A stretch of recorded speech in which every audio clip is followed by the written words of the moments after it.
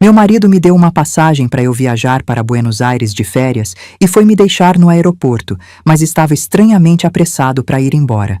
Assim que a gente se despediu e eu já estava indo para o portão de embarque, uma faxineira me parou e olhou nos meus olhos e disse: "Filha, não entra nesse avião. Vem comigo. Você precisa ver uma coisa." Mas antes de eu continuar, me conta aqui nos comentários de onde está ouvindo minha história. Quero muito saber até onde ela está chegando. Meu nome é Carmen. Carmen Aparecida dos Santos. Tenho 60 anos, sou aposentada. Trabalhei 30 anos no cartório da minha cidade, no interior de São Paulo. Casei com Sérgio quando tinha 25 anos. Na época, achei que estava fazendo a escolha certa. Ele era trabalhador, sério, parecia um homem de família. 35 anos depois, eu descobri que não conhecia esse homem, que talvez nunca tivesse conhecido. Tudo começou numa terça-feira, 3 dias antes da minha viagem. Eu estava na cozinha preparando o jantar. Frango com quiabo, do jeito que Sérgio gosta. O cheiro da comida tomava conta da casa e eu mexia a panela no piloto automático, como fazia há décadas. Eram 7 da noite e eu não esperava meu marido antes das 9. Ele sempre chegava tarde. A loja de materiais de construção, dizia ele, exigia muito. Fornecedores, clientes, inventário, contas para pagar. Eu já tinha me acostumado a jantar sozinha, assistindo novela e deixar a comida dele no fogo baixo. Por isso estranhei quando ouvi a chave na porta às 7h15. Desliguei o fogo e fui até a sala. Sérgio estava tirando os sapatos na entrada e tinha um envelope pardo na mão. Mas o que mais me chamou a atenção foi o sorriso no rosto dele. Sérgio não era de sorrir. Era um homem fechado, de poucas palavras, que respondia minhas perguntas com monossílabos e passava os fins de semana assistindo jogo de futebol no sofá. Aquele sorriso era tão fora do normal que me deu um frio na barriga. "Sérgio, aconteceu alguma coisa? Você nunca chega a essa hora." "Aconteceu sim, Carmen. Senta aqui que eu tenho uma coisa para te mostrar." Ele foi até a mesa da sala de jantar e colocou o envelope em cima. Eu sentei na cadeira, o coração batendo um pouco mais rápido. Não conseguia imaginar o que tinha ali dentro. Será que era algum problema? Alguma dívida? Algum documento de médico? Na nossa idade, a gente sempre pensa o pior. "Abre", ele disse, empurrando o envelope na minha direção. Eu abri. Dentro tinha passagens de avião e uma folha com reserva de hotel. Li as palavras sem entender direito.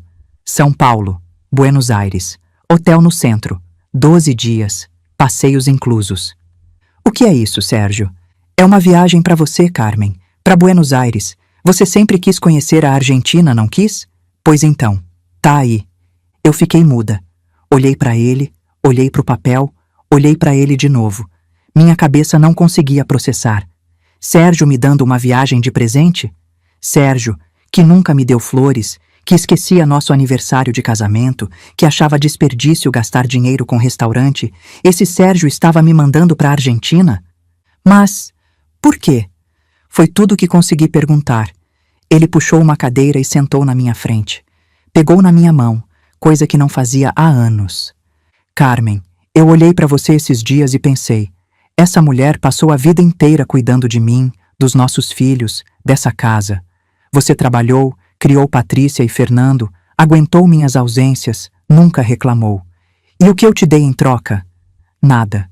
Você merece um descanso, merece conhecer outro país, comer em restaurante bom, passear sem preocupação. Eu quero te dar isso." As palavras eram bonitas. Eram as palavras que eu tinha esperado ouvir a vida inteira.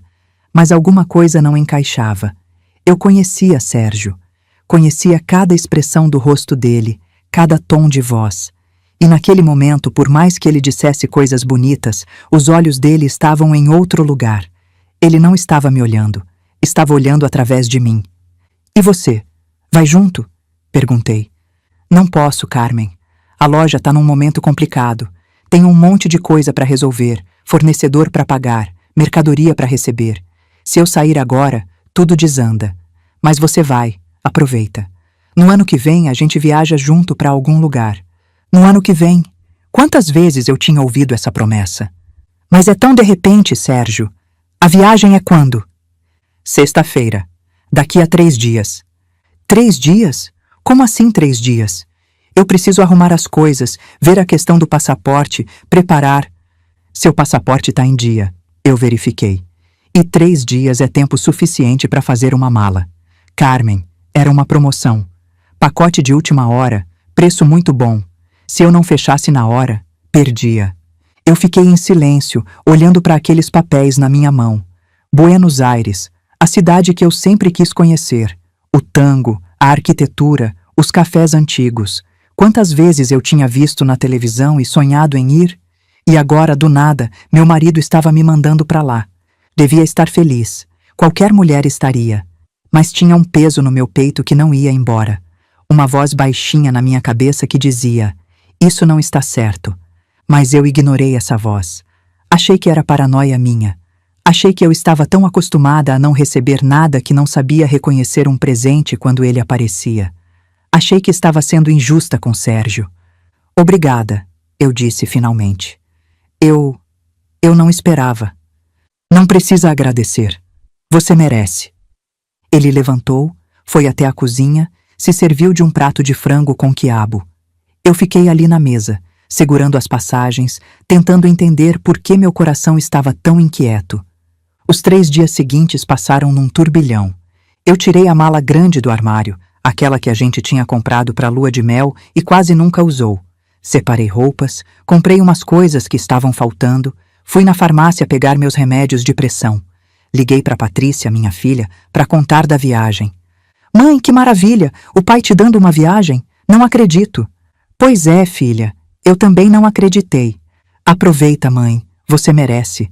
Tira um monte de foto e me manda. Patrícia mora em Curitiba com o marido e minha neta Larissa. A gente se fala toda semana por telefone, mas se vê pouco. Ela tem a vida dela, o trabalho no banco, a menina para criar. Eu entendo. Eu também fui assim quando era nova. A gente acha que os pais vão estar sempre lá, esperando."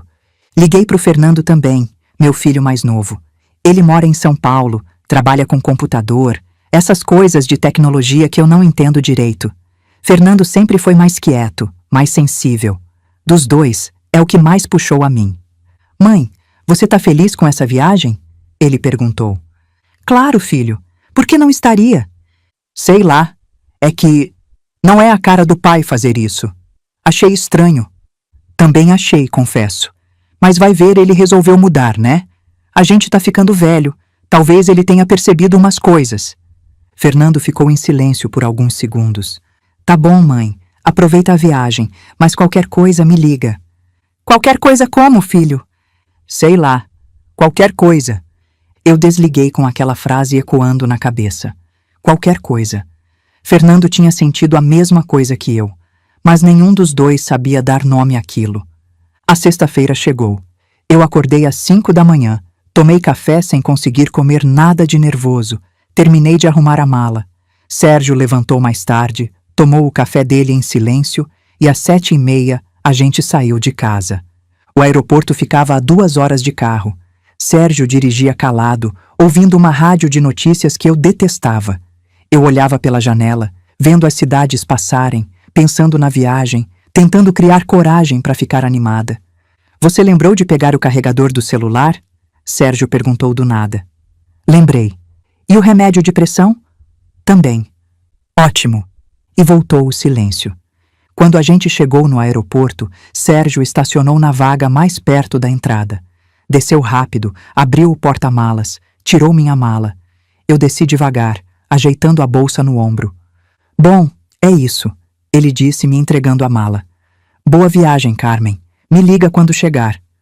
"Você não vai entrar comigo?" "Não posso, tenho uma reunião às 10. Já tô atrasado. Você se vira, né? É só fazer o check-in, despachar a mala e esperar na sala de embarque. Você é uma mulher crescida." Ele me deu um beijo rápido na testa. Nem na boca. Na testa, como se eu fosse uma tia velha. Depois virou as costas e foi andando pro carro. Eu fiquei parada ali, no meio do estacionamento, com a mala na mão, vendo meu marido de 35 anos ir embora sem olhar para trás. Ele entrou no carro, ligou o motor e saiu. Nem buzinou, nem acenou pela janela. 35 anos, e ele não conseguia nem ficar 5 minutos a mais para me ver entrar no aeroporto. Engoli o nó que estava se formando na garganta e entrei no terminal. O aeroporto estava cheio, como sempre. Gente para todo lado, malas rolando, crianças chorando, alto-falantes anunciando voos. Eu fui até o balcão da companhia aérea, fiz o check-in, despachei minha mala. A moça do balcão me deu o cartão de embarque com um sorriso mecânico. Portão 14. Embarque às 10h40. Boa viagem. Obrigada. Passei pela segurança, tirei o cinto, coloquei a bolsa na esteira, atravessei o detector de metais. Tudo normal. Do outro lado, recolhi minhas coisas e fui andando pelo corredor comprido cheio de lojas de perfume e chocolate. Comprei um café numa lanchonete, sentei num banco perto do portão 14. Ainda faltava mais de 1 hora para o embarque. Fiquei ali, bebendo o café sem gosto, olhando as pessoas passarem. Tinha um casal jovem com um bebê. Os dois pareciam exaustos, mas felizes. Tinha um grupo de adolescentes com mochilas, provavelmente indo para algum intercâmbio. Tinha senhoras da minha idade viajando em grupo, rindo alto, tirando foto. E tinha eu, sozinha, indo para uma viagem que eu não tinha pedido, mandada por um marido que não teve paciência nem de me dar um abraço de despedida. Quando anunciaram o início do embarque, eu levantei do banco e fui para a fila. Tinha umas 30 pessoas na minha frente. Eu peguei o cartão de embarque na bolsa, conferi se estava tudo certo. Foi aí que aconteceu. Eu senti uma mão no meu braço, firme, mas não agressiva. Virei assustada e dei de cara com uma mulher de uns 65 anos, talvez um pouco mais. Ela usava um uniforme verde desbotado de funcionária de limpeza. O rosto era marcado de rugas, a pele castigada pelo sol. As mãos eram ásperas, calejadas, mãos de quem trabalhou a vida inteira. Mas os olhos eram vivos, atentos, e estavam fixos nos meus. A senhora é Carmen? Ela perguntou com voz baixa, mas urgente. Carmen Aparecida dos Santos? Meu coração disparou. Como essa mulher sabia meu nome? Sou sim. Quem é a senhora? Como sabe meu nome? Ela olhou para os lados, verificando se alguém estava prestando atenção. Depois voltou a me encarar. Filha, não entra nesse avião. Vem comigo. Você precisa ver uma coisa. Como assim? Que coisa? Eu vou perder meu voo. Seu voo pode esperar. O que eu tenho para te mostrar não pode. A fila foi andando. A pessoa atrás de mim pigarreou, impaciente. A funcionária da companhia aérea já estava chamando os próximos passageiros. Eu devia ter ignorado aquela mulher. Devia ter entrado na fila, mostrado meu cartão e embarcado no avião. Era o lógico a fazer. Mas alguma coisa nos olhos daquela faxineira me segurou no lugar. Não era loucura, não era ameaça, era preocupação, era urgência, era o olhar de uma mãe tentando proteger uma filha. Por favor, ela insistiu. 5 minutos. Se depois do que eu mostrar a senhora ainda quiser embarcar, eu mesma ajudo a senhora a pegar outro voo. Mas eu não posso deixar a senhora ir sem saber. Eu saí da fila. As pessoas atrás bufaram, reclamaram, mas eu não prestei atenção. Segui aquela mulher pelo saguão, passando por lojas, por banheiros, por portões de embarque. Ela andava rápido, apesar da idade, desviando das pessoas com a prática de quem conhece cada centímetro daquele lugar. Qual é o seu nome? Perguntei, tentando acompanhar. Zilda. Dona Zilda. Trabalho aqui no aeroporto há 12 anos. E como a senhora sabe quem eu sou? Já explico, filha. Já explico. Ela parou diante de uma porta com uma placa que dizia somente funcionários. Tirou um crachá do bolso, passou num leitor eletrônico e a porta se abriu com um clique. Entramos num corredor estreito, iluminado por lâmpadas fluorescentes. O chão era de linóleo gasto, as paredes pintadas de bege. Cheirava a produto de limpeza e a ar parado. Andamos mais uns 30 metros até chegar numa portinha lateral. Dona Zilda abriu e entramos numa salinha pequena. Parecia uma copa de funcionários. Tinha um sofá velho, uma mesa de fórmica, uma geladeira barulhenta, um micro-ondas em cima de um balcão. Na parede, um quadro de avisos com escalas de trabalho e comunicados. E em cima da mesa, uma pasta de couro marrom. Senta, filha, disse Dona Zilda, apontando para o sofá. Eu sentei. As pernas estavam bambas. Ela pegou a pasta e veio se sentar do meu lado. Antes de abrir, ficou me olhando por alguns segundos, como se estivesse medindo as palavras. Eu encontrei isso hoje de manhã, começou ela. Tava no banheiro masculino, perto das pias. Alguém deixou para trás. Eu ia levar pro achados e perdidos, mas antes abri para ver se tinha alguma identificação do dono. Foi aí que eu vi seu nome. Ela fez uma pausa. Tinha um homem lá dentro quando eu entrei para limpar.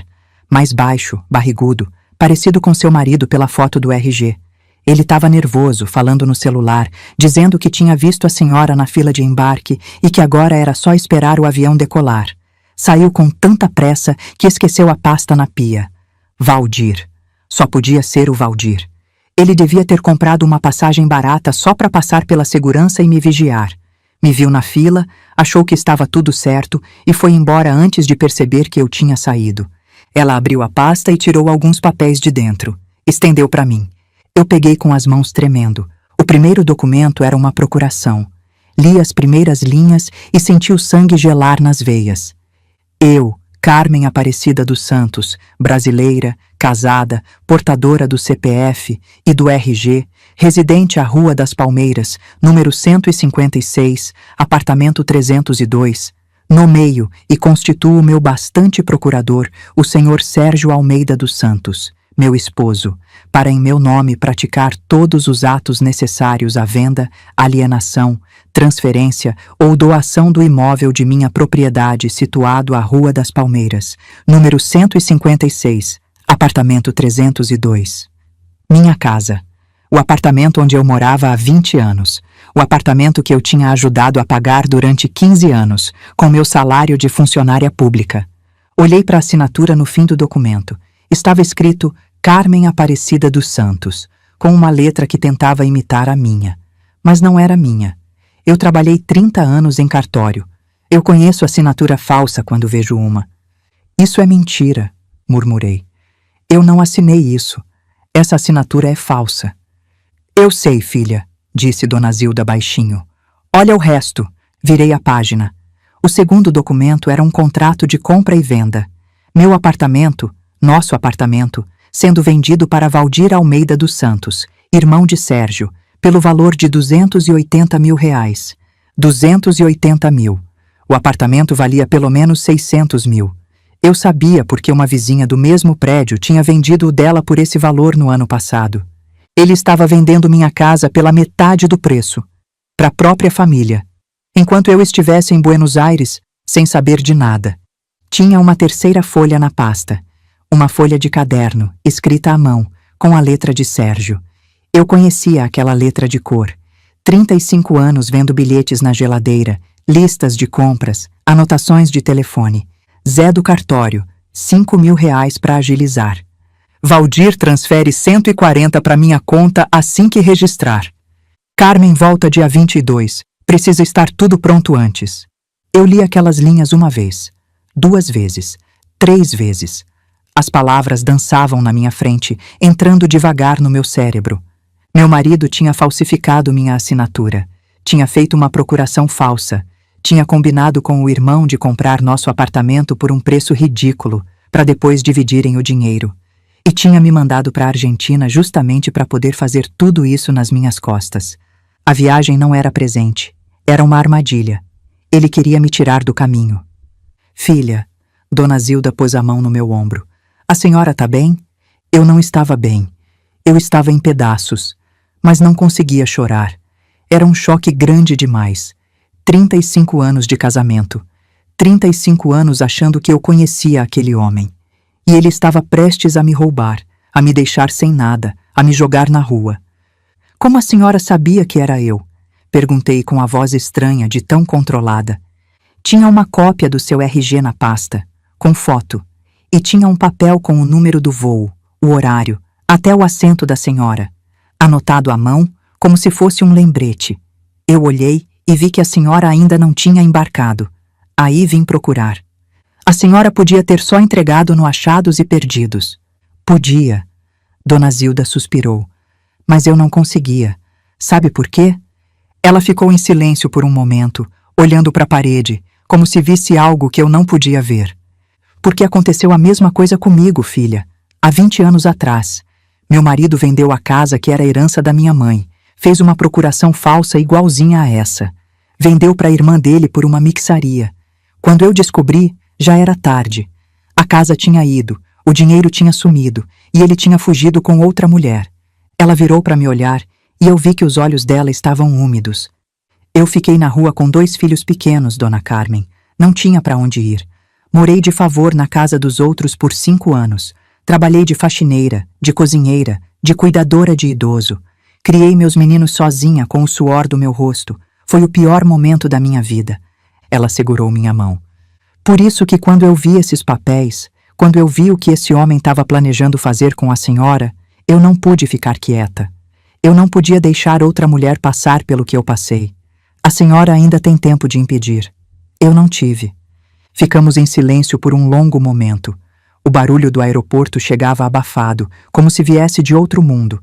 Aviões decolando, pessoas vivendo suas vidas, enquanto a minha desmoronava naquela salinha de funcionários. Eu olhei para o relógio. Meu voo já devia estar embarcando. Daqui a pouco iam fechar as portas. O avião ia decolar sem mim, ia voar até Buenos Aires, e a poltrona 14A ia ficar vazia. E pela primeira vez naquele dia, eu senti alguma coisa parecida com alívio. O que eu faço agora? Perguntei, mais para mim mesma do que para Dona Zilda. Agora a senhora luta. Ela apertou minha mão com força. Vai para casa, junta esses documentos, procura um advogado, vai na delegacia. Não deixa esse homem roubar o que é seu. A senhora é mais forte do que pensa. Eu olhei para ela. Aquela mulher que eu nunca tinha visto na vida.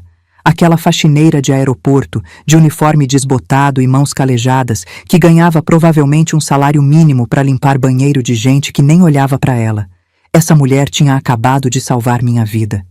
Dona Zilda, eu disse com a voz embargada, por que a senhora fez isso? A senhora não me conhece, não me deve nada. Podia ter ignorado, seguido sua vida. Ela sorriu, um sorriso cansado, mas cheio de bondade.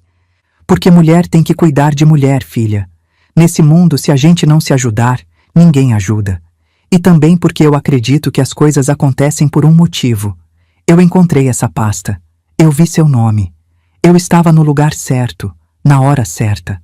Talvez seja Deus, talvez seja o destino, eu não sei. Mas eu sei que eu não podia virar as costas.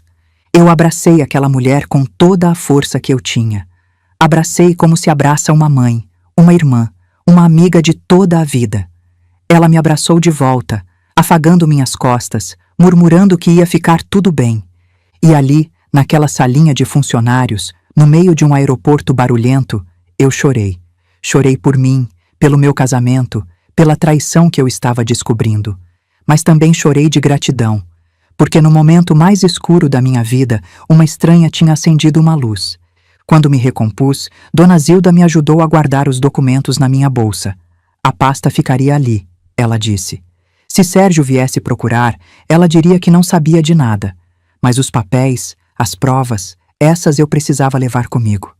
A senhora vai precisar de advogado, disse ela, enquanto me acompanhava de volta ao saguão. Alguém de confiança, que entenda dessas coisas de imóvel, de falsificação.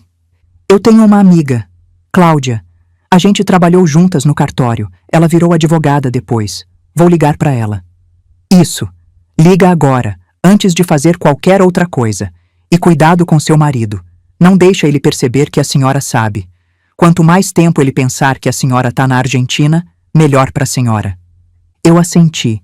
Minha cabeça já estava funcionando de novo, fazendo planos. Eu tinha trabalhado 30 anos com documentos, com escrituras, com registros. Eu sabia como essas coisas funcionavam. Eu sabia o que precisava fazer. Dona Zilda, eu disse, antes de me despedir. Me dá seu telefone?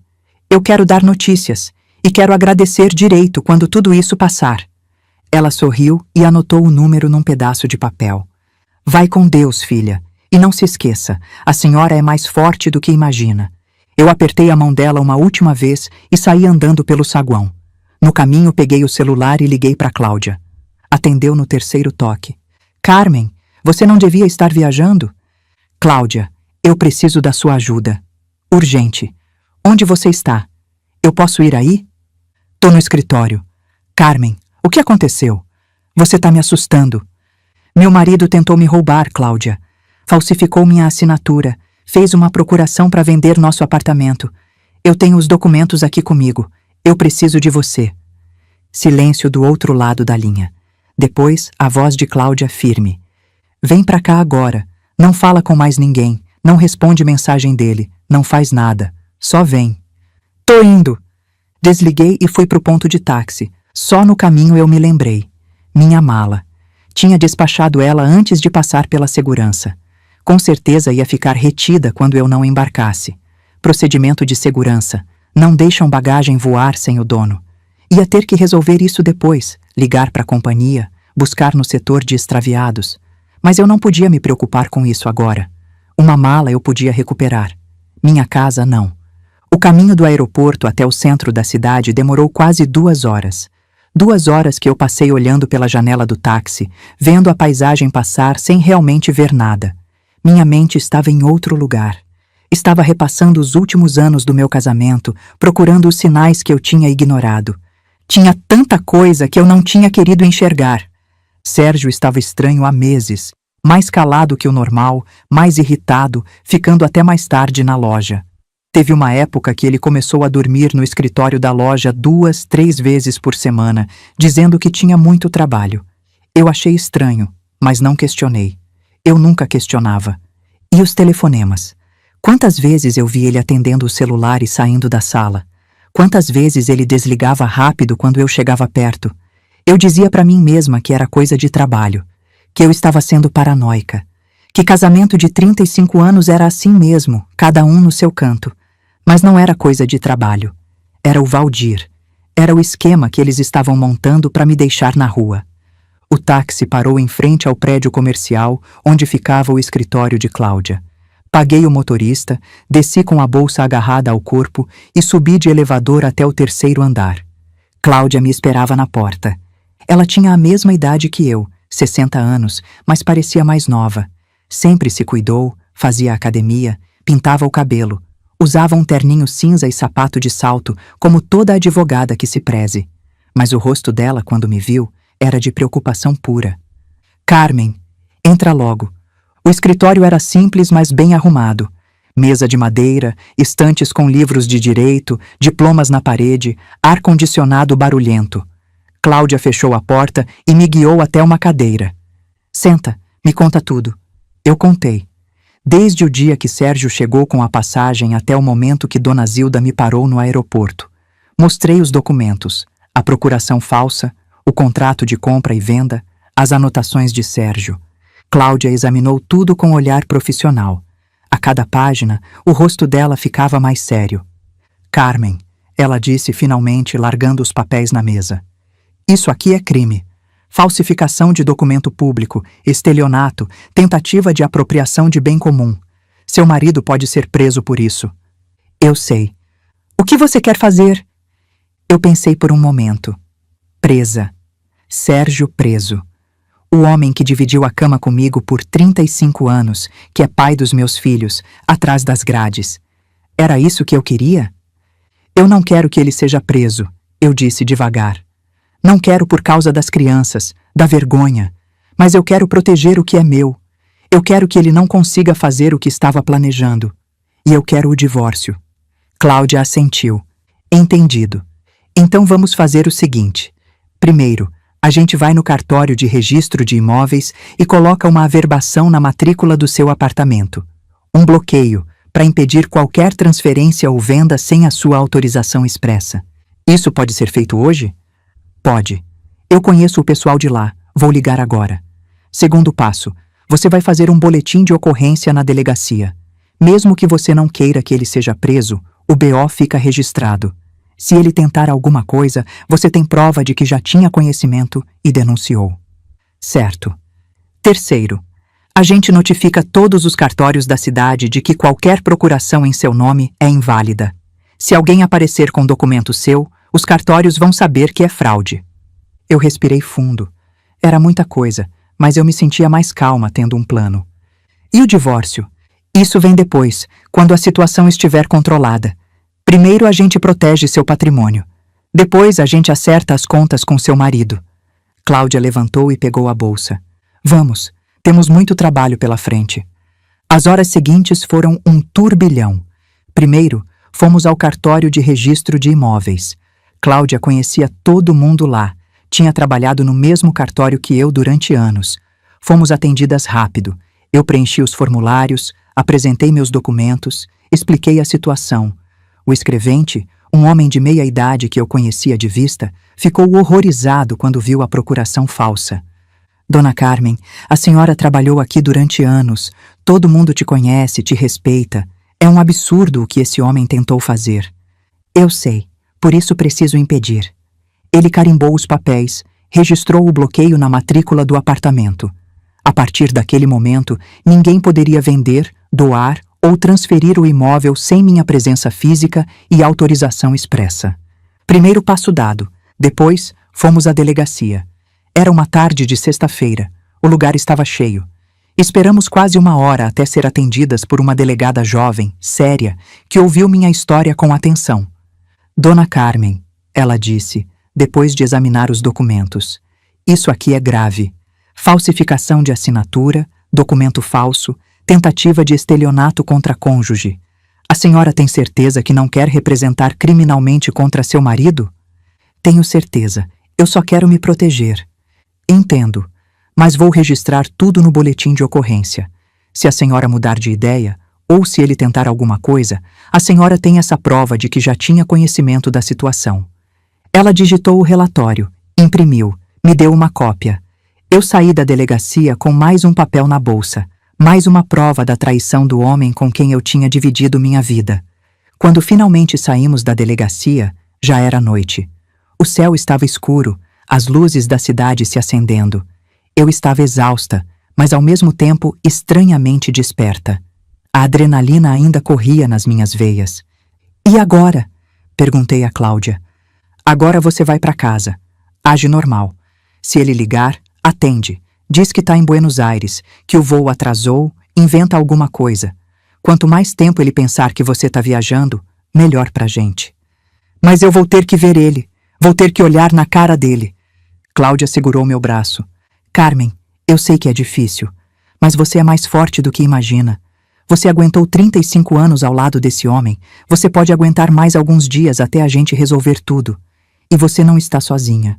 Eu estou com você. Eu assenti. Ela tinha razão. Eu precisava ser forte.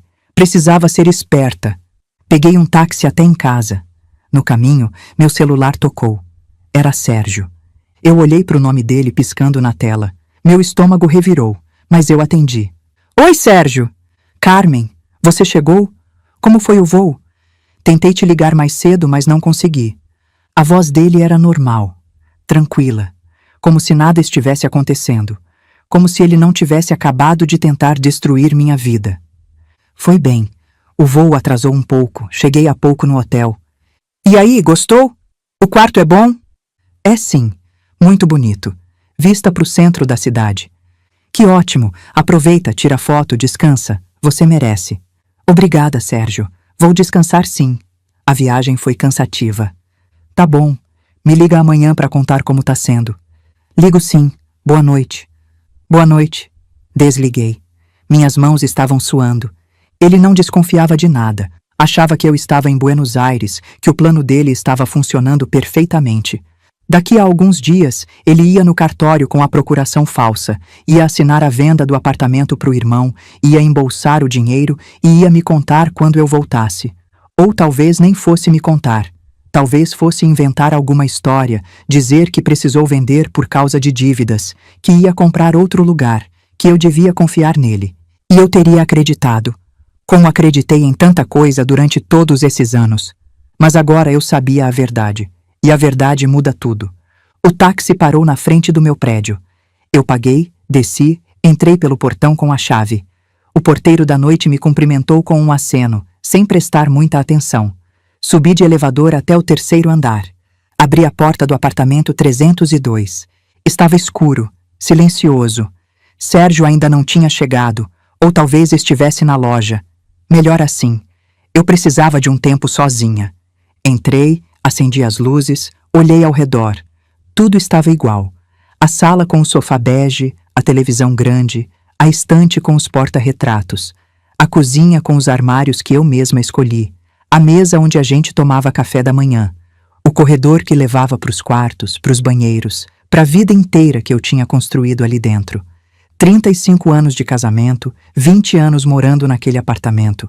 Tinha foto dos meninos quando eram pequenos, tinha quadro de formatura da Patrícia, tinha lembrança de viagem, enfeite de Natal, planta que eu cultivava há uma década. E ele queria me tirar tudo isso. Me tirar esse apartamento, essas memórias, essa segurança. Me deixar na rua, como Dona Zilda ficou. Uma mulher de 60 anos, aposentada, sem ter para onde ir. Eu sentei no sofá e deixei as lágrimas virem. Não eram lágrimas de tristeza. Eram de raiva, de decepção, de luto. Eu estava fazendo o luto do casamento que eu achava que tinha, do homem que eu achava que conhecia, da vida que eu achava que ia ter. Mas eu não ia me deixar destruir. Eu tinha sobrevivido a muita coisa na vida. Tinha sobrevivido a um parto difícil, a uma crise financeira, a época em que Sérgio perdeu o emprego e eu sustentei a casa sozinha com meu salário de funcionária pública. Tinha sobrevivido à solidão de um casamento vazio, aos filhos crescendo e indo embora, à menopausa, à aposentadoria, à sensação de não ser mais necessária. Eu ia sobreviver a isso também. Levantei do sofá, lavei o rosto, me recompus. Fui até a cozinha, fiz um chá de camomila. Sentei à mesa com os documentos espalhados na minha frente e comecei a planejar os próximos passos. A guerra tinha começado e eu não ia perder. Naquela noite, eu mal dormi. Fiquei deitada na cama, olhando para o teto, ouvindo os barulhos da rua lá embaixo. Sérgio chegou por volta das 11, fez barulho na cozinha, tomou banho e veio se deitar do meu lado. Eu fingi que estava dormindo. Controlei a respiração, mantive os olhos fechados, mesmo quando senti o colchão afundar com o peso dele. Ele dormiu em poucos minutos. Começou a roncar, como fazia toda noite. E eu fiquei ali, deitada ao lado do homem que tinha tentado me destruir, sentindo uma raiva fria crescer dentro de mim. Como eu não tinha percebido antes? Como eu tinha sido tão cega? Lembrei do dia em que conheci Sérgio, num baile de festa junina, na igreja do bairro. Ele me tirou para dançar quadrilha, me pagou um quentão, pediu meu telefone. 6 meses depois, estava ajoelhado na sala da minha mãe com uma aliança na mão. Eu achei que aquele era o momento mais feliz da minha vida.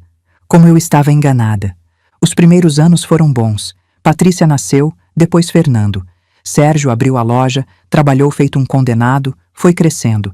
E eu fiquei para trás, cuidando das crianças, da casa, do cartório, sendo a mesma Carmen de sempre enquanto ele virava outro homem. O distanciamento veio aos poucos, tão devagar que parecia normal. Beijos raros, abraços que desapareceram, palavras de carinho que viraram lembrança. Eu tentava puxar assunto, ele respondia com monossílabos. Eu queria conversar sobre nós dois, ele dizia que eu estava inventando o problema. E eu acreditava, porque era mais fácil acreditar do que enfrentar a verdade. 10 anos assim, 10 anos de solidão a 2. Eu me conformei. Achei que casamento velho era isso mesmo. Até que Dona Zilda me parou no aeroporto e me mostrou a verdade. Na manhã seguinte, eu acordei antes de Sérgio. Fui para a cozinha, fiz café, torradas, arrumei a mesa. Quando ele apareceu, de pijama e cara de sono, eu estava sentada bebendo café como se nada tivesse acontecido. Bom dia, ele disse, bocejando. Dormiu bem? Dormi. E você? Também. Ele se serviu de café, sentou na frente da televisão, ligou no canal de notícias. Eu observei ele por alguns minutos. Aquele homem com quem eu tinha dividido mais da metade da minha vida. Agora eu via ele de forma diferente. Via a cara de pau de quem me mandou viajar para me roubar. Via a frieza de quem planejou tudo nos mínimos detalhes. Via um estranho. Vou passar na loja, ele disse, levantando. Tenho umas coisas para resolver. Tá bom. A que horas você volta? Não sei ainda. Talvez só à noite. Ele foi pro quarto, se trocou, saiu sem se despedir direito. Como sempre. Assim que ouvi a porta do elevador fechar, eu peguei meu celular e liguei para Cláudia. Carmen? Aconteceu alguma coisa? Não, só quero saber como estão as coisas. Ele já saiu, estou sozinha. Ótimo. Olha, eu passei a manhã trabalhando no seu caso. Já preparei a petição de divórcio e a de partilha de bens. Considerando a tentativa de fraude, vou pedir que você fique com 70% do apartamento. Temos um caso forte. E a polícia? O inquérito? Já está aberto. A delegada me ligou, disse que vai chamar seu marido para depor na semana que vem. Também vão intimar o Valdir como suspeito de participação. Eu respirei fundo. As coisas estavam andando. A rede estava se fechando. Cláudia, quanto tempo eu tenho que fingir que não sei de nada? O ideal seria até ele ser chamado na delegacia. Assim ele não tem chance de se preparar, de destruir provas, de combinar história com o irmão. Uns 3, 4 dias no máximo. 3 ou 4 dias. Eu podia aguentar 3 ou 4 dias. Tá bom, eu aguento. Se precisar de qualquer coisa, me liga, qualquer hora. Obrigada, Cláudia, de verdade. Desliguei e fiquei parada no meio da sala, olhando ao redor. Aquele apartamento ia ser meu, só meu. E Sérgio ia ter que responder pelo que tentou fazer. Passei o dia fazendo coisas normais. Limpei a casa, fui no mercado, fiz almoço. À tarde, assisti televisão, li um pouco, cochilei no sofá. Cada vez que o celular tocava, eu gelava, achando que era Sérgio desconfiando de alguma coisa. Mas eram só mensagens normais. Propaganda, grupo da igreja, Patrícia mandando foto da neta. Por falar em Patrícia, eu ia ter que contar para ela em algum momento. E pro Fernando também. Meus filhos iam saber que o pai tentou roubar a mãe. Como eles iam reagir? Fernando, eu sabia que ia ficar do meu lado. Ele sempre teve um senso de justiça forte, sempre defendeu o certo. Mas Patrícia era mais complicada. Ela sempre foi mais próxima do pai.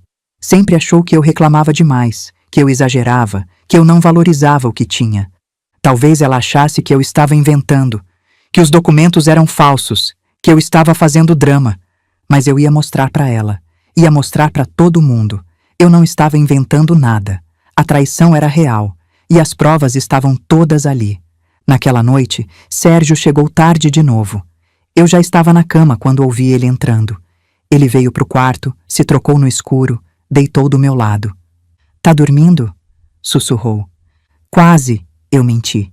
Desculpa chegar tarde. A loja tá complicada. Imagino. Silêncio. Eu senti ele se ajeitar no travesseiro, puxar o lençol. De repente, o celular dele vibrou no criado mudo. Ele pegou, olhou a tela e levantou da cama. Vou atender no corredor, sussurrou. É da loja. Mas não era da loja. Da porta entreaberta, eu ouvi a voz dele abafada. E aí, ela embarcou? Você viu? Ótimo. Então a Carmen tá na Argentina mesmo. Agora é só seguir o plano. Não, ela não desconfiou de nada. Ligou mais cedo, disse que chegou bem no hotel. Tá, a gente conversa amanhã. Vai dar tudo certo. Ele voltou pro quarto alguns minutos depois, deitou e dormiu em poucos minutos. Eu fiquei acordada por horas, o coração batendo forte, pensando naquela conversa. Era o Valdir. Tinha que ser. Os dois estavam conferindo se eu tinha embarcado, se o plano estava funcionando. Ele estava ficando descuidado, nervoso. A pressão estava aumentando. E logo, muito logo, tudo ia explodir. Os dias seguintes foram os mais difíceis da minha vida. Eu acordava de manhã, tomava café com Sérgio como se nada estivesse acontecendo, via ele sair para a loja e depois passava o dia inteiro com aquele peso no peito. Era como viver numa peça de teatro, interpretando o papel de esposa enquanto por dentro eu estava em pedaços. Ele me ligava durante o dia, perguntando como estava Buenos Aires. Eu inventava histórias, dizia que tinha ido visitar um museu, que tinha comido num restaurante argentino, que tinha passeado pela Recoleta. Mentia com uma facilidade que me assustava. Descobri que quando a gente é traída, mentir de volta fica mais fácil. Na segunda-feira, 3 dias depois de eu ter descoberto tudo, Cláudia me ligou com uma notícia. Carmen, a delegada vai intimar seu marido na quarta-feira. Ele vai receber a intimação na loja de manhã. Achei melhor te avisar para você se preparar. Me preparar como? Quando ele souber que tem um inquérito aberto contra ele, vai entender que você sabe de tudo. Vai voltar para casa querendo explicação. Você precisa estar pronta para esse confronto. Eu sentei no sofá, o coração disparado. E se ele ficar violento? Você acha que ele é capaz?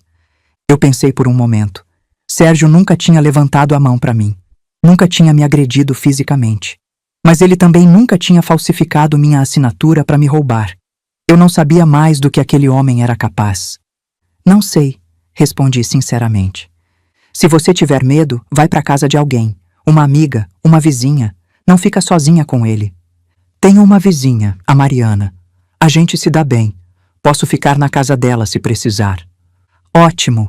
E me liga na hora que ele chegar. Qualquer coisa, qualquer ameaça, você disca 190 na mesma hora.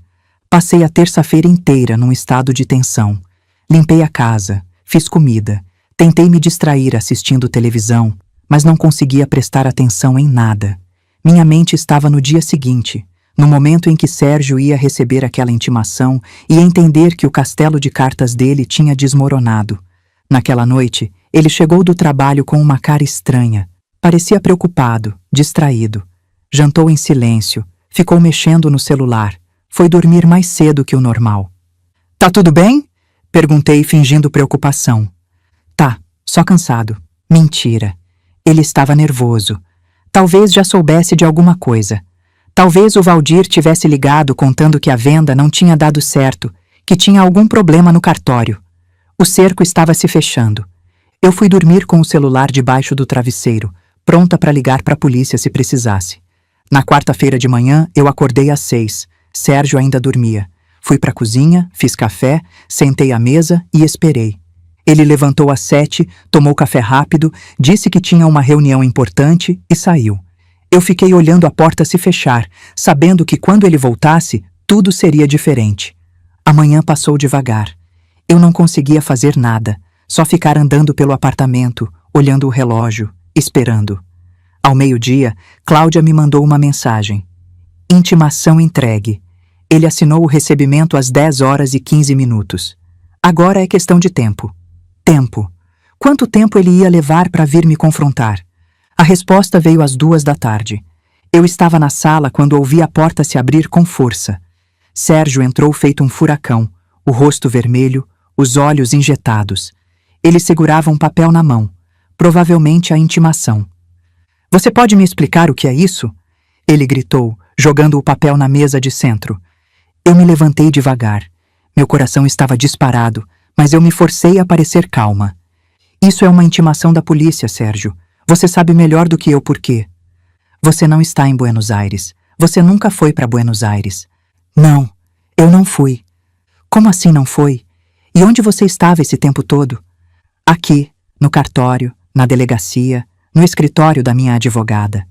Ele ficou em silêncio por alguns segundos, processando. Eu vi a ficha cair, vi ele entender que eu sabia de tudo.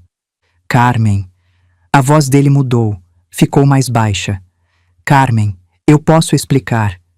Explicar o quê? Que você falsificou minha assinatura? Que você ia vender nosso apartamento para o seu irmão por metade do preço?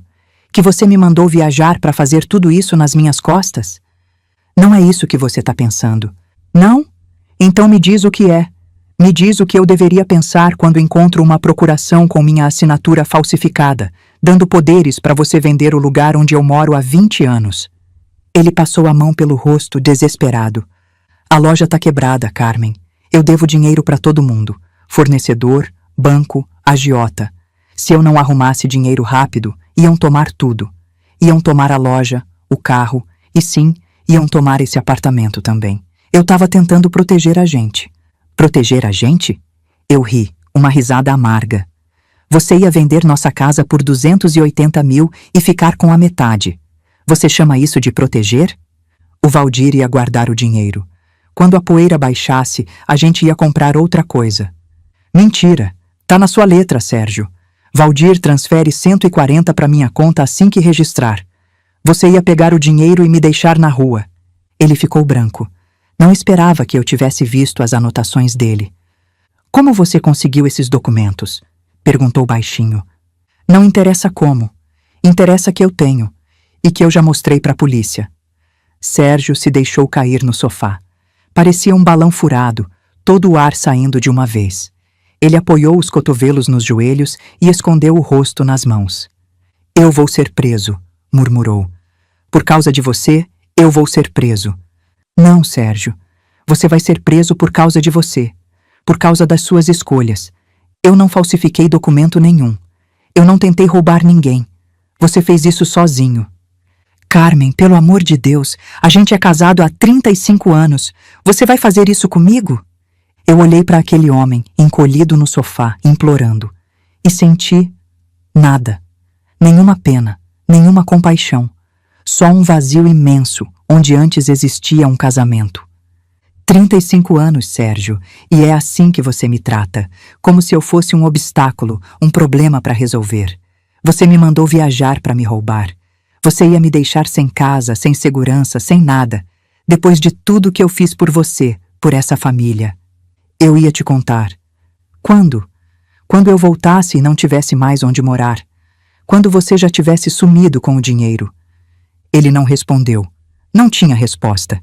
Eu peguei minha bolsa e fui até a porta. Para onde você vai? Ele perguntou.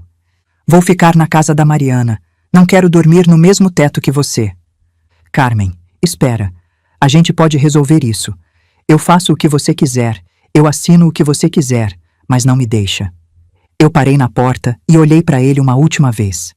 Já deixei, Sérgio. Há muito tempo. Só não tinha percebido ainda. E saí. No corredor, eu parei por um momento. Encostei na parede, respirei fundo. As pernas tremiam. O coração batia tão forte que eu conseguia sentir nas têmporas. Eu tinha acabado de dizer adeus para o meu casamento. 35 anos. Mais da metade da minha vida. Olhei para a porta fechada do apartamento 302. Quantas vezes eu tinha passado por aquela porta carregando sacola de mercado, segurando a mão de criança, voltando cansada do trabalho. Quantas vezes eu tinha entrado achando que estava entrando num lar, quando na verdade estava entrando numa prisão. Uma lágrima escorreu pelo meu rosto. Eu deixei cair. Não era lágrima de tristeza por Sérgio. Era lágrima de luto. Luto pela mulher que eu poderia ter sido se não tivesse desperdiçado 35 anos com um homem que nunca me mereceu. Mas eu não ia ficar ali parada chorando. Eu tinha coisa para fazer. Tinha uma vida para reconstruir. Sequei o rosto com as costas da mão, endireitei os ombros e fui bater na porta da Mariana. Mariana me recebeu com um abraço. Ela era minha vizinha há 15 anos. A gente tomava café juntas de vez em quando, se ajudava com coisas pequenas. Eu nunca tinha contado para ela os problemas do meu casamento, orgulho, vergonha, sei lá. Mas naquela tarde eu contei tudo. Ela ouviu em silêncio, os olhos arregalando cada vez mais conforme a história avançava. Carmen, meu Deus, eu não fazia ideia. O Sérgio sempre pareceu tão certinho. Pois é, eu também achava. E agora? O que você vai fazer? Divórcio. Vou pedir o divórcio e a partilha dos bens. Minha advogada disse que eu tenho um caso forte, que posso ficar com a maior parte do apartamento por causa da tentativa de fraude. E ele? Vai ser preso? Não sei ainda. Depende do que a delegada decidir, do inquérito, dessas coisas. Eu não quero que ele vá preso, não por ele, mas pelos meus filhos. Não quero que eles tenham um pai presidiário. Mariana balançou a cabeça, solidária. Você é muito forte, Carmen. Eu no seu lugar não sei se aguentaria. A gente aguenta o que precisa aguentar. Não tem outra opção. Passei aquela noite no sofá da Mariana. Dormi mal, acordei várias vezes, mas pelo menos estava longe de Sérgio. Na manhã seguinte, liguei para os meus filhos. Fernando atendeu primeiro. Mãe, tá tudo bem? Você nunca liga essa hora. Filho, eu preciso te contar uma coisa. É sobre mim e seu pai. Contei tudo. Ouvi o silêncio dele do outro lado da linha, a respiração ficando mais pesada conforme a história avançava. Quando terminei, ele ficou em silêncio por alguns segundos. Mãe, eu vou aí. Vou pegar um voo hoje mesmo. Não precisa, filho. Eu estou bem, estou na casa da vizinha.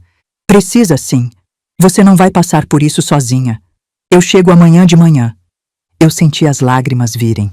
Meu menino, meu Fernando. Mesmo de longe, mesmo com a vida dele em São Paulo, ele estava vindo me apoiar. Obrigada, filho. Não me agradece, mãe. Isso é o mínimo. Desliguei e respirei fundo antes de ligar para Patrícia. Essa ligação eu sabia que seria mais difícil. Oi, mãe, tudo bem? Patrícia, eu preciso conversar com você. É sério. O que foi? Aconteceu alguma coisa? Contei a história de novo, mas dessa vez a reação foi diferente. Mãe, você tem certeza disso? Será que você não entendeu errado? Filha, eu tenho os documentos, a assinatura falsificada, o contrato de venda pro Valdir. Tá tudo ali, preto no branco. Mas o pai não faria isso. Deve ter alguma explicação. A explicação é que ele ia me roubar, Patrícia. Ele ia vender nosso apartamento e me deixar sem nada. Silêncio do outro lado. Você já conversou com ele? Ouviu o lado dele? Ouvi. Ele disse que a loja tá quebrada, que devia dinheiro para todo mundo. Mas isso não justifica falsificar minha assinatura e tentar me deixar na rua. Mãe, eu acho que você tá exagerando. Talvez ele só estivesse desesperado, tentando achar uma solução. Eu fechei os olhos, sentindo a decepção apertar meu peito. Patrícia, eu não estou exagerando, e eu esperava que minha própria filha ficasse do meu lado. Eu estou do seu lado, mãe. Só estou dizendo que talvez a situação seja mais complicada do que parece. Não é complicada, é simples. Seu pai tentou me roubar, falsificou documentos, cometeu um crime, e eu vou me divorciar dele. Mais silêncio. Depois, a voz da Patrícia fria. Tá bom, mãe. Faz o que você acha melhor. Você sempre faz mesmo. E desligou. Eu fiquei olhando para o celular, sem acreditar. Minha filha tinha acabado de me acusar de exagerar, de não ouvir o lado do pai, como se eu fosse a vilã da história. Como se eu fosse a errada. Mariana percebeu minha expressão e veio se sentar do meu lado. A Patrícia? É. Ela acha que eu estou exagerando. Que eu devia ouvir o lado do Sérgio. Ela é mais nova, Carmen. Não entende como essas coisas funcionam. Quando amadurecer, vai perceber que você estava certa. Tomara, porque dói muito uma filha duvidar da mãe. As semanas seguintes foram de papelada, reuniões e estresse. Cláudia entrou com o pedido de divórcio e de partilha de bens. Argumentou que Sérgio tinha tentado dilapidar o patrimônio do casal, que tinha falsificado documentos e que por isso eu deveria ficar com a maior parte dos bens. O juiz concedeu uma liminar proibindo qualquer venda ou transferência do apartamento até que o processo fosse concluído. Sérgio ficou sem poder fazer nada. No inquérito policial, ele foi chamado para depor. Negou tudo no começo, disse que a assinatura era verdadeira, que eu tinha autorizado a venda. Mas quando a perícia grafotécnica confirmou que a assinatura era falsa, ele não teve mais como negar. Valdir também foi chamado. Disse que não sabia de nada, que o irmão tinha dito que estava tudo certo, que a esposa tinha concordado com a venda. A delegada não acreditou muito, mas não tinha provas suficientes para indiciar ele como cúmplice. O resultado do inquérito veio 2 meses depois. Sérgio foi denunciado por falsificação de documento e tentativa de estelionato contra cônjuge. O promotor ofereceu um acordo. Se ele confessasse e aceitasse pagar uma multa, pegaria pena suspensa em vez de ir para a cadeia. Sérgio aceitou. Não tinha escolha. Eu fiquei sabendo por Cláudia. Carmen, seu marido vai assinar o acordo. Ele vai confessar, pagar uma multa de R$ 15.000 e ficar 2 anos em liberdade condicional. Se não cometer nenhum outro crime nesse período, a ficha fica limpa. Ele não vai ser preso? Não. Você disse que preferia assim, não? Eu pensei por um momento. Parte de mim queria que ele fosse preso, queria ver ele sofrer as consequências do que fez. Mas outra parte lembrava dos meus filhos, da vergonha que seria ter o pai na cadeia. É melhor assim. E o divórcio tá andando. A audiência de conciliação é semana que vem. Você precisa comparecer. Na noite anterior à audiência, eu não consegui dormir. Fiquei deitada no escuro, olhando para o teto, me perguntando se estava fazendo a coisa certa. 35 anos de casamento, mais da metade da minha vida. Será que eu devia ter tentado perdoar? Será que eu estava sendo dura demais?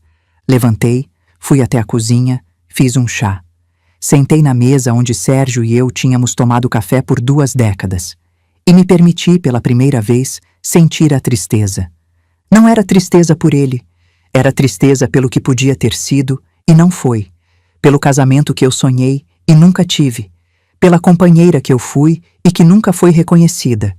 Mas aí eu lembrei da pasta de couro marrom, da procuração falsificada, das anotações na letra dele, planejando me deixar na rua. Não, eu não estava sendo dura demais, eu estava me protegendo. Estava fazendo o que devia ter feito há anos. Voltei para a cama e dormi. No dia seguinte, eu ia encarar aquela audiência de cabeça erguida. A audiência foi numa manhã de terça-feira, no fórum da cidade. Eu cheguei cedo, vestida de forma simples, sem maquiagem. Cláudia estava do meu lado. Sérgio apareceu alguns minutos depois, com um advogado que eu nunca tinha visto. A juíza era uma mulher de uns 50 anos, séria, cabelo grisalho preso num coque. Ela leu os documentos do processo, olhou para nós dois. O casal está de acordo com o divórcio? Sim, meritíssima, respondeu Cláudia. Sim, murmurou o advogado de Sérgio. Quanto à partilha de bens, vejo que há uma disputa. A parte autora solicita 70% do imóvel comum, alegando tentativa de fraude pelo réu. A parte ré contesta, pedindo divisão igualitária. Sérgio tossiu, constrangido. A juíza olhou para ele. Senhor Sérgio, o senhor foi denunciado criminalmente por falsificação de documento e tentativa de estelionato contra sua esposa. É correto? É. E o senhor aceitou acordo confessando os crimes? Sim. Então não vejo como contestar a solicitação da autora. O senhor tentou fraudar o patrimônio comum, isso está comprovado. Vou deferir o pedido. 65% do valor do imóvel para a autora, 35% para o réu. O apartamento será avaliado e pode ser vendido, com divisão do valor conforme essa proporção. Ou uma das partes pode comprar a parte da outra. 65%, não 70%. Menos do que Cláudia tinha pedido. Mas ainda assim, era uma vitória. Cláudia apertou minha mão por baixo da mesa como quem diz, está bom assim. Sérgio baixou a cabeça derrotado. O advogado dele sussurrou alguma coisa no ouvido dele. Ele assentiu. Minha cliente aceita vender a parte dela para o réu, se ele tiver interesse, disse Cláudia. Ou comprar a parte dele, se preferir. A juíza olhou para Sérgio. Senhor Sérgio. Ele levantou os olhos, olhou para mim pela primeira vez desde que a audiência começou. Eu não tenho dinheiro para comprar nada. A loja faliu. Eu tô morando de favor na casa do meu irmão. Se a Carmen quiser ficar com o apartamento, ela vai ter que me pagar os 35%. Isso pode ser feito, disse Cláudia. Minha cliente tem recursos da aposentadoria e pode parcelar o valor. A juíza anotou alguma coisa. Muito bem, vamos designar uma avaliação do imóvel. Depois que sair o valor, as partes terão 30 dias para decidir se vendem ou se uma compra a parte da outra. Algo mais? Não, meritíssima, disseram os dois advogados. Audiência encerrada. Saímos do fórum em silêncio. Na calçada, Sérgio parou e me olhou. Carmen. O quê? Eu sei que você não quer ouvir, mas eu sinto muito. De verdade. Eu errei feio. Eu olhei para aquele homem com quem tinha dividido 35 anos da minha vida. O cabelo estava mais branco, as olheiras mais fundas. Ele parecia ter envelhecido 10 anos em 2 meses. Tarde demais para sentir muito, Sérgio. Eu sei, mas eu queria que você soubesse que eu não te odeio. Nunca te odiei. Eu me perdi. As dívidas, a pressão, eu não sabia mais o que fazer. Você podia ter me contado. A gente podia ter resolvido junto. Mas você preferiu me trair. Ele assentiu, cabisbaixo. É, eu preferi. E vou me arrepender disso pelo resto da vida. Ele virou as costas e foi embora, caminhando devagar pela calçada, os ombros curvados. Eu fiquei olhando até ele sumir na esquina. Vamos, Carmen, disse Cláudia. Você tem um apartamento para comprar. A avaliação saiu em 2 semanas, 620 mil reais. Minha parte era 65%, ou seja, 403 mil. A parte de Sérgio era 217 mil. Eu tinha 80 mil na poupança, dinheiro que eu tinha guardado ao longo dos anos sem contar para ninguém. Peguei um empréstimo de 150 mil no banco, usando o próprio apartamento como garantia. Sobrou um troco para reformar o apartamento. Era apertado, mas dava. No dia em que assinei a escritura transferindo a parte de Sérgio para mim, eu chorei. Não de tristeza, de alívio. Aquele apartamento agora era meu. Só meu. Ninguém mais podia tirar ele de mim.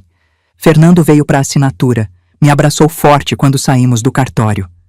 Mãe, eu tenho muito orgulho de você. Obrigada, filho.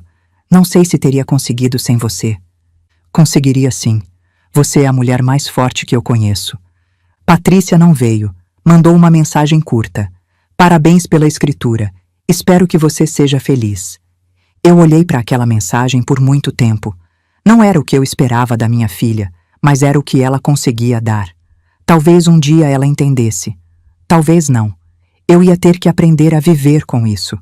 Nos meses seguintes, eu reconstruí minha vida. Não de uma vez, mas aos poucos, como quem monta um quebra-cabeça sem saber direito qual vai ser a imagem final. A primeira coisa que fiz foi pintar o apartamento. Chamei um pintor e escolhi cores que o Sérgio odiaria.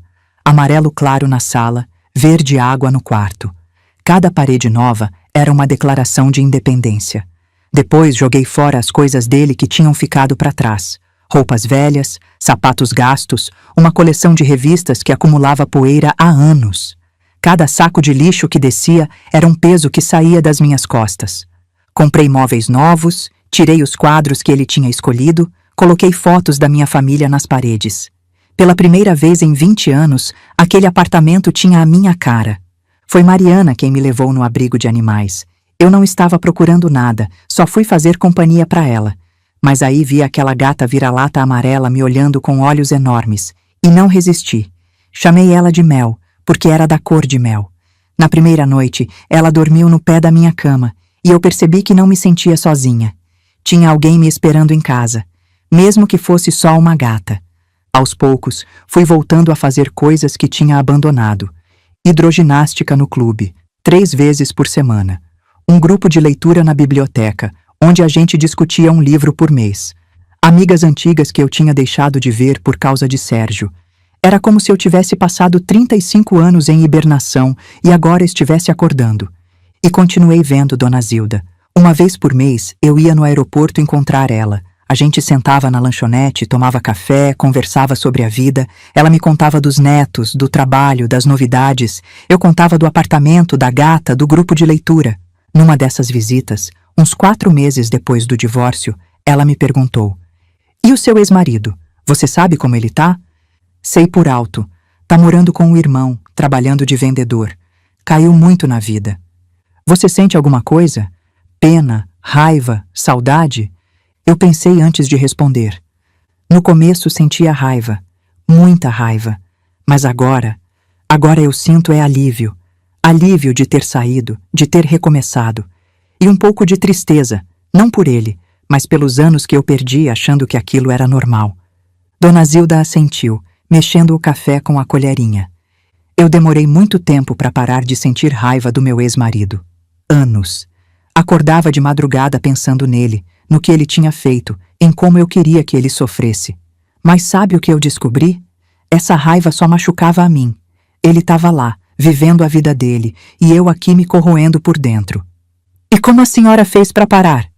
Um dia eu decidi que não ia mais dar esse poder para ele. Ele já tinha me tirado minha casa, minha segurança, minha confiança nos homens. Eu não ia deixar ele tirar minha paz também. Aí eu soltei. Não perdoei, porque perdoar é difícil demais. Mas soltei. Deixei ele ir embora da minha cabeça. Eu olhei para aquela mulher de 65 anos, de mãos calejadas e uniforme desbotado, e vi uma sabedoria que nenhum livro ensinava. A senhora é muito forte, Dona Zilda. Forte não, filha. Sobrevivente. A gente aprende a ser forte quando não tem outra opção. Você tá diferente, Carmen, ela disse, mudando de assunto. Tá mais leve, mais feliz. Eu estou. Pela primeira vez em muitos anos, eu estou feliz. Você merece. Depois de tudo que passou, você merece. Eu segurei a mão dela em cima da mesa. Dona Zilda, eu nunca vou conseguir agradecer o que a senhora fez por mim. A senhora mudou minha vida. Ela sorriu, aquele sorriso cansado, mas cheio de bondade que eu tinha visto no primeiro dia. Eu não mudei nada, filha. Eu só mostrei a verdade. Quem mudou foi você. Eu pensei nas palavras dela por muito tempo. Era verdade. Eu podia ter ignorado aquela faxineira de uniforme desbotado. Podia ter pensado que era golpe, que era loucura, que era perda de tempo. Mas alguma coisa em mim sabia que eu precisava ouvir. Talvez fosse intuição. Talvez fosse Deus. Talvez fosse só o instinto de sobrevivência que toda mulher desenvolve depois de décadas convivendo com homens. Esses encontros com Dona Zilda viraram minha âncora. Ela me lembrava de onde eu tinha vindo, do que eu tinha superado, e me dava força para seguir em frente. 1 ano se passou, 1 ano inteiro de reconstrução, de descobertas, de pequenas vitórias. O divórcio foi homologado, tudo certinho, sem mais complicações. Sérgio cumpriu a liberdade condicional sem problemas, pelo que eu soube. Ele continuava morando com o irmão, trabalhando de vendedor numa loja de materiais elétricos. Tinha caído muito na vida, mas era consequência das escolhas dele. Patrícia continuava distante. A gente se falava por mensagem de vez em quando, mas as ligações tinham ficado raras. Ela ainda não tinha me perdoado por ter destruído a família, como ela disse uma vez. Eu esperava que o tempo curasse essa ferida, mas não ia forçar. Ela era adulta, tinha que tirar suas próprias conclusões. Fernando, por outro lado, estava mais presente do que nunca. Vinha me visitar a cada 2 meses, passava o fim de semana comigo, me levava para jantar fora. Ele tinha arrumado uma namorada em São Paulo, uma moça simpática chamada Juliana, e já estava falando em me dar netos. Calma, filho, eu ria. Uma coisa de cada vez. Mãe, você não quer ser avó de novo? Quero, mas quero mais que você seja feliz. Neto é consequência. A neta que eu já tinha, a Larissa, filha da Patrícia, veio passar as férias de julho comigo. Foram 2 semanas maravilhosas. Levei ela no parque, no cinema, na sorveteria. Fizemos bolo juntas, assistimos filme de princesa, brincamos de boneca. Quando ela foi embora, eu chorei de saudade. Vó, você tá diferente, ela disse no dia da despedida. Diferente como, meu amor? Você sorri mais. Antes você era mais triste. Crianças percebem tudo.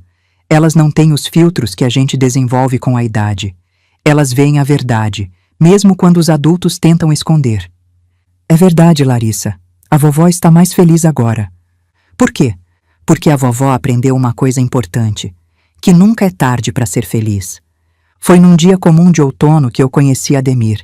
Eu estava na biblioteca, na reunião mensal do grupo de leitura. Naquele mês, a gente tinha lido Dom Casmurro, do Machado de Assis. Era um livro que eu já tinha lido na escola, há 1000 anos, mas reler com outros olhos foi uma experiência completamente diferente. A discussão estava animada. Metade do grupo achava que Capitu tinha traído Bentinho, a outra metade achava que era tudo paranoia dele. Eu estava no time da paranoia. Depois de tudo que eu tinha passado, eu sabia bem como a desconfiança pode distorcer a realidade. Mas o narrador não é confiável, eu argumentei. Ele conta a história do jeito que ele quer. A gente nunca vai saber a verdade porque só tem o lado dele. Exatamente, disse uma voz masculina do outro lado da mesa.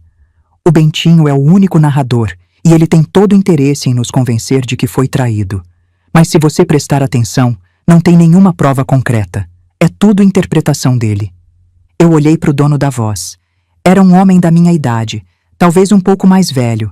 Cabelo grisalho, óculos de armação grossa, rosto simpático.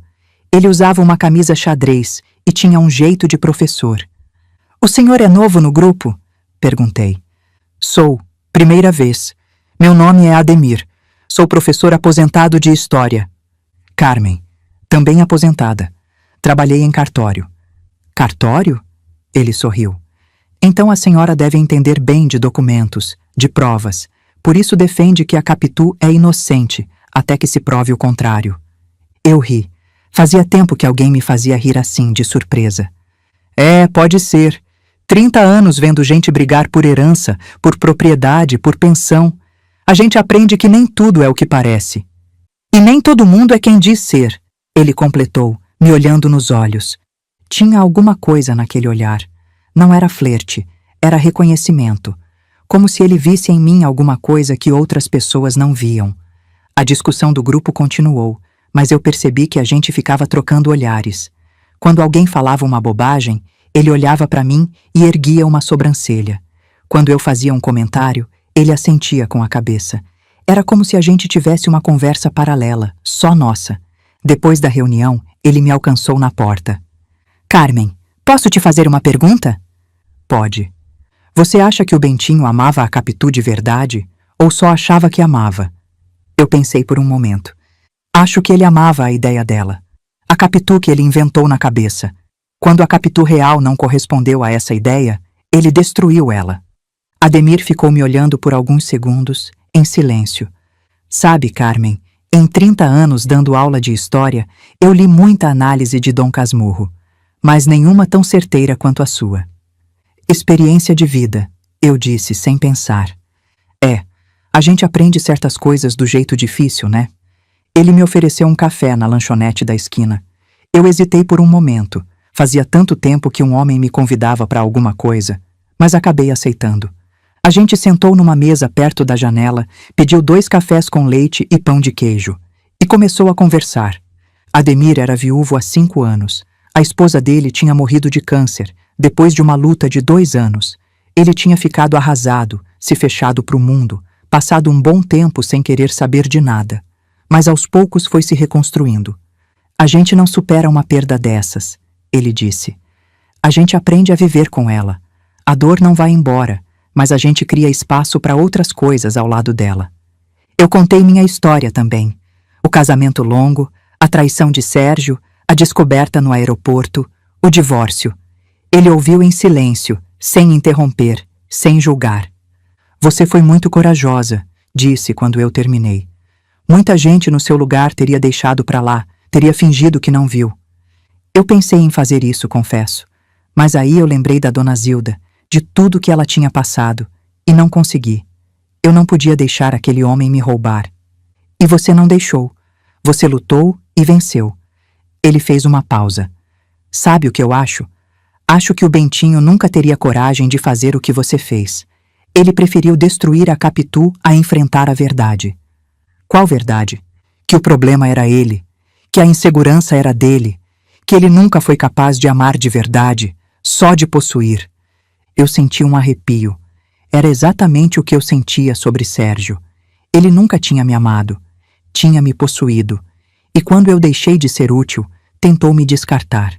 Ficamos conversando por quase 2 horas, sobre livros, sobre a vida, sobre os filhos dele, sobre música, sobre viagens que a gente queria fazer. Era uma conversa fácil, natural, como se a gente se conhecesse há anos. Quando finalmente olhei para o relógio, levei um susto. Nossa, ficamos esse tempo todo aqui? O tempo voa quando a companhia é boa. Ele sorriu. Carmen, eu gostei muito de conversar com você. Será que a gente pode repetir? Eu senti o rosto esquentar. Aos 60 anos, corando feito uma adolescente. Pode sim, eu também gostei. A gente trocou o telefone. Ele me mandou mensagem naquela mesma noite. Foi muito bom te conhecer. Bons sonhos. Eu li aquela mensagem 3 vezes antes de responder. Também gostei de te conhecer. Até a próxima. Nos meses seguintes, Ademir virou uma presença constante na minha vida. A gente se via toda semana, às vezes mais. Ia no cinema, no teatro, em exposição, jantava fora, passeava no parque, sentava numa praça para conversar. Ele me tratava com um respeito e uma atenção que eu não lembrava de ter recebido de um homem. Você é especial, Carmen, ele disse uma noite, quando a gente caminhava de mãos dadas por uma rua do centro. Eu não esperava encontrar alguém assim a essa altura da vida. Nem eu. Depois de tudo que passei, eu tinha desistido de homem. E agora? Eu olhei para ele, para os olhos bondosos por trás dos óculos, para o sorriso gentil. Agora eu tô disposta a tentar de novo. Ele parou de andar, me puxou para perto e me beijou. Um beijo calmo, carinhoso, sem pressa. Um beijo de quem sabe que tem todo o tempo do mundo. Quando a gente se separou, eu estava rindo. O que foi? Ele perguntou. Nada. É que eu me sinto uma adolescente, beijando na rua de mãos dadas. E qual o problema? A gente pode ser adolescente a qualquer idade. Basta ter com quem. Eu não contei para os meus filhos de imediato. Queria ter certeza de que era sério antes de apresentar ele para a família. Mas depois de 6 meses, quando ficou claro que aquilo era mais do que uma amizade, eu resolvi contar. Fernando reagiu bem. Mãe, que ótimo. Você merece ser feliz. Quando eu vou conhecer ele? Na sua próxima visita. Vou preparar um jantar. Fechado. Patrícia foi mais reservada. Já? Faz só 1 ano que você se separou do pai. Patrícia, eu passei 35 anos num casamento infeliz. Acho que já esperei tempo suficiente. Tá bom, mãe. Espero que dê certo. Não era um entusiasmo, mas também não era uma rejeição. Para Patrícia, já era alguma coisa. Dona Zilda ficou radiante quando contei. Ai, filha, que alegria! Você merece um homem bom do seu lado. Ele é bom sim, Dona Zilda. É carinhoso, respeitoso, inteligente e me faz rir, o que é muito importante. Fazer rir é essencial. Casamento sem risada não dura. Casamento? Eu ri. A gente mal começou a namorar. E daí? Na nossa idade não tem tempo para enrolação. Se é bom, é bom. Aproveita. Eu pensei nas palavras dela. Era verdade. Na nossa idade não tinha tempo para joguinhos, para incertezas, para ficar esperando o momento certo. O momento certo era agora. Sempre agora. Num domingo à noite, eu estava na varanda do meu apartamento, olhando a cidade lá embaixo. Mel dormia no meu colo, ronronando baixinho. Uma xícara de chá esfriava na mesinha ao lado. Eu pensei em tudo que tinha acontecido naquele último ano e meio. A viagem que não fiz. A faxineira que me salvou. O marido que me traiu. O divórcio. A reconstrução. O homem novo que apareceu na minha vida quando eu menos esperava.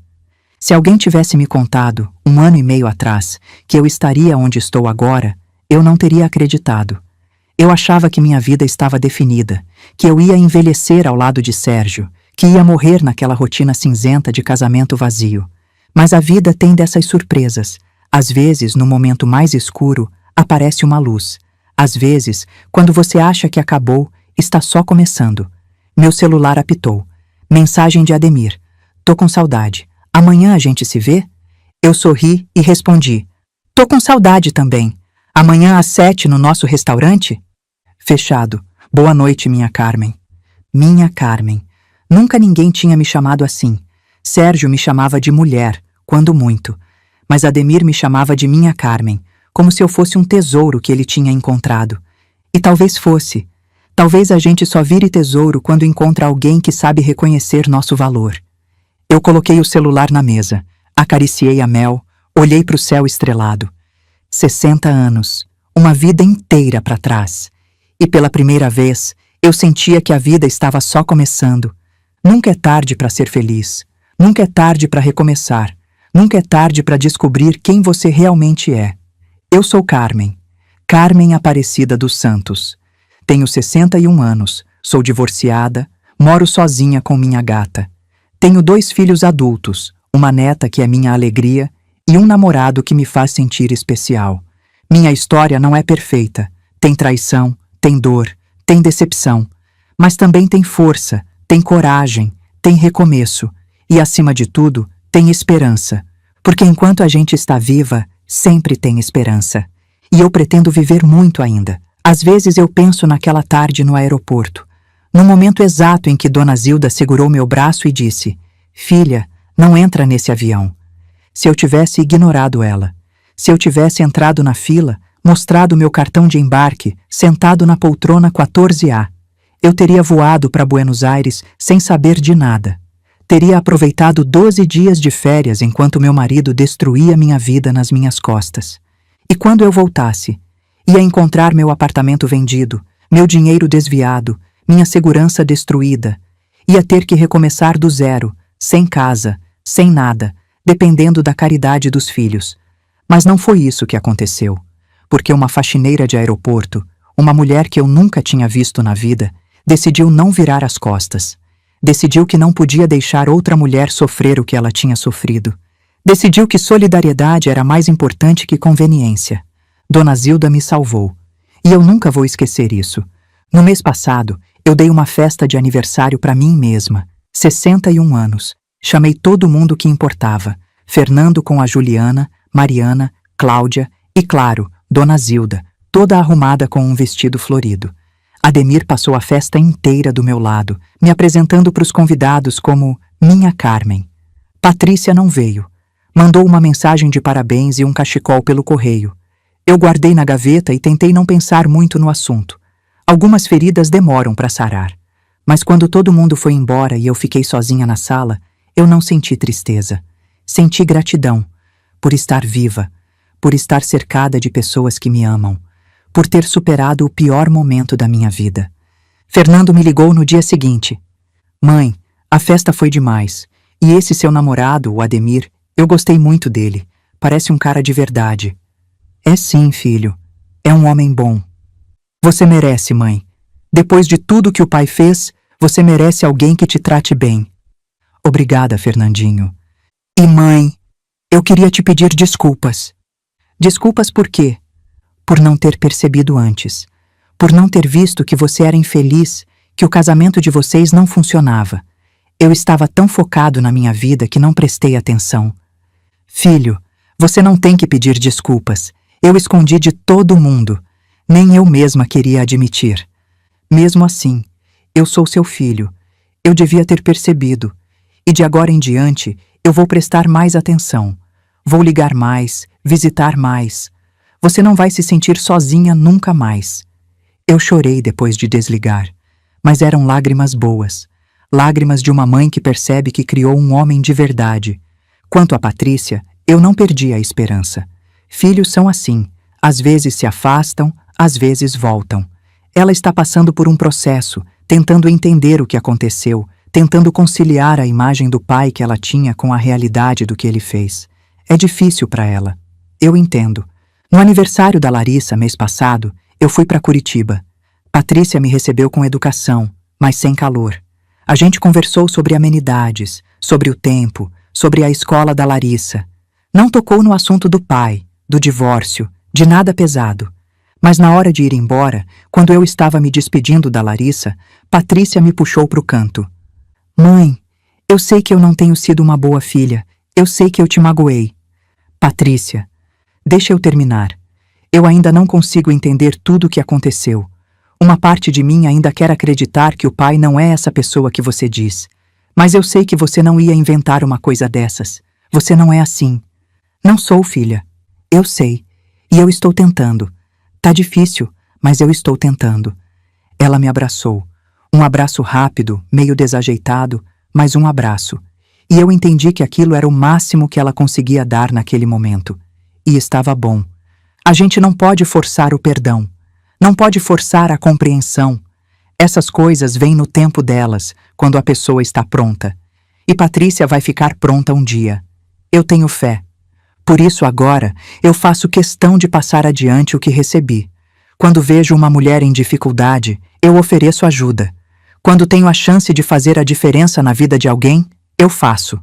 Porque foi isso que Dona Zilda me ensinou. Que a gente não está sozinha. Que mulher cuida de mulher. Que um gesto pequeno pode mudar uma vida inteira. E eu quero ser para outras mulheres o que ela foi para mim. Um anjo de uniforme desbotado e mãos calejadas. Dona Zilda podia ter passado direto por aquela pasta no banheiro do aeroporto. Podia ter entregado nos achados e perdidos e ido embora. Ninguém ia saber. Mas ela não fez isso. Ela foi atrás de mim. Ela se importou. E por causa disso, eu estou aqui. Viva. Feliz. Recomeçando. Aos 61 anos, com uma gata no colo, um namorado que me chama de tesouro e um apartamento que é só meu. Nunca é tarde. Se a minha história tocou você de alguma forma, deixa um like para eu saber que não estou sozinha. Se você conhece alguma mulher que precisa ouvir isso, compartilha com ela. E se você também passou por algo parecido ou conhece alguém que passou, me conta nos comentários. A gente se fortalece quando divide as histórias. E se ainda não é inscrita no canal, se inscreve e ativa o sininho. Tem muita história de mulher forte por aqui. Mulher que caiu e levantou. Mulher que apanhou da vida e deu a volta por cima. Porque mulher cuida de mulher. Sempre. Obrigada por ter ficado comigo até o final. Até a próxima história. FIM.